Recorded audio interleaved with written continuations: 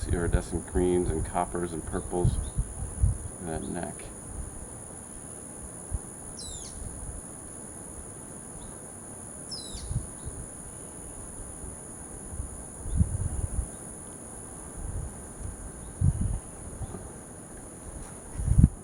Made a bracelet out of me.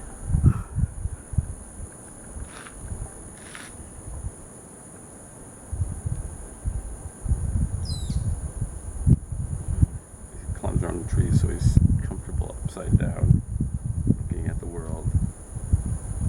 Oh.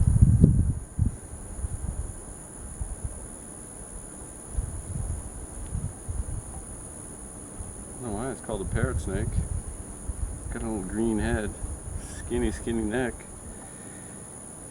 golden back, green head, golden eyes. Wants to get away though. And not poisonous. On their rear fangs there might be some poison, but they can't really inject people with it, and it's very mild for.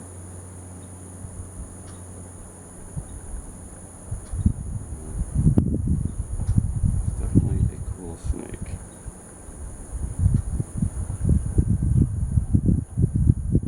See how friendly he is. Alright, whoa, he's tickling my nose now.